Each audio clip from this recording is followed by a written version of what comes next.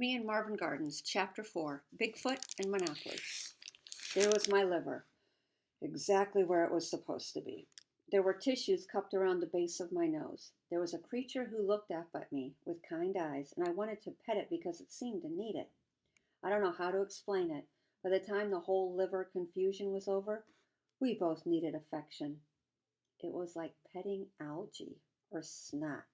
Sounds gross, but it was more like that goo you get in a jar instead of real snot.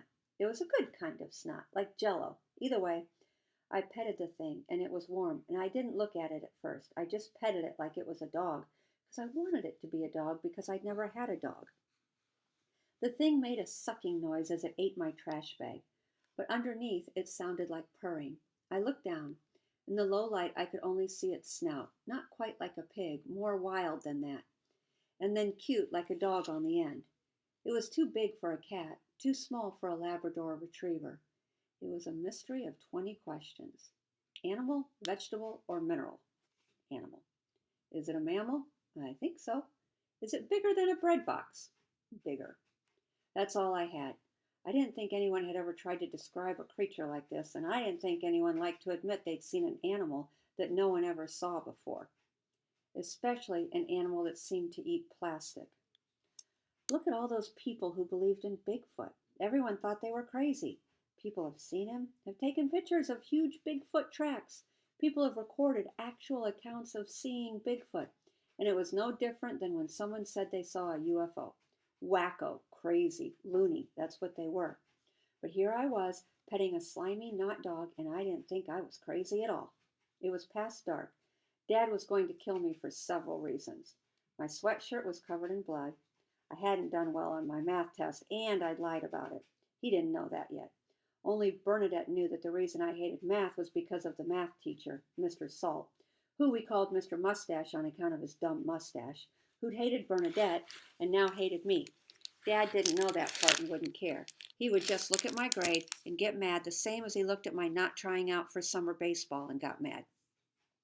The animal stayed sitting next to me after it ate the bag because it seemed to think it found a friend. Maybe it had. I hoped I'd see it the next day. Maybe we could hang out after school because I didn't have anyone to hang out with after school. Annie Bell wasn't allowed to leave her yard once she got off the bus. The only friend I had before that was the reason I always had nosebleeds. I kept petting the animal until I was sure it was all dark and no light. I patted its gooey head and got up. And when I turned around to walk through the wild patch toward home, it followed me. I said, "No, you have to stay here. Stay." Because weird creatures no one ever saw before didn't understand human language, it kept following me. I bet Bigfoot didn't understand humans either. So I ran. It let out some sort of shallow cry, and I ignored it because which is better? Getting in trouble for all the real rules I'd broken, or getting in trouble for bringing home a weird animal? Even when I brought cute animals home, it was never a good idea. I stepped outside the back door and I removed my sweatshirt and balled it in my arms, bloody side in. I decided to do the burst through the door entrance as if I'd sprinted in an effort to get home on time. I even jogged in place outside the back door for a while so I'd be out of breath. When I opened the door, I ran in saying, "Sorry I'm late, but I didn't notice it was getting that dark and I fell in the mud, so I have to go rinse out this sweatshirt." No one was there to hear me. I went upstairs to my room.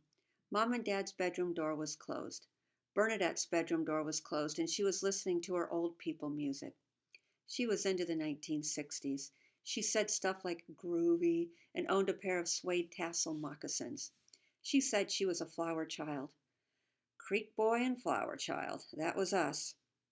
I closed my bedroom door, dropped the bloody sweatshirt on the floor, and started looking for my animal trap guide.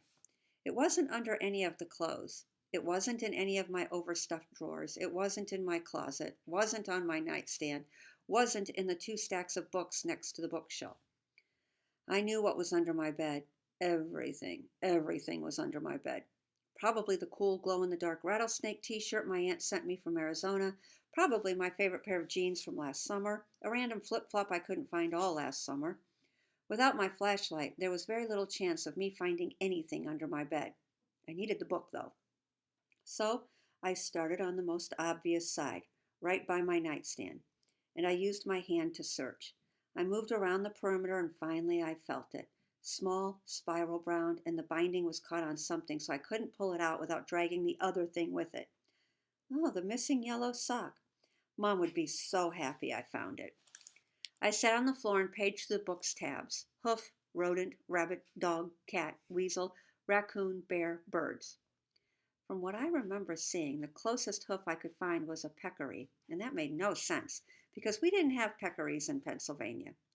But the hoof part was blocky, and so was the peccaries. The top was like a wolf, not a coyote, which did show up around here sometimes. But I remembered the toes being spread out more. Definitely more wolf than coyote or fox. Maybe a big weasel, but with half a hoof. I went downstairs to the computer.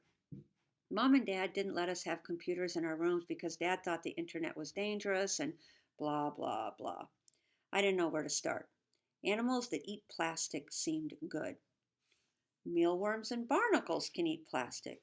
I knew I hadn't been petting a mealworm or a barnacle by the creek, though. Goats and squirrels and all sorts of animals eat a little plastic, but not for food. Not the way that creature had been eating my bag.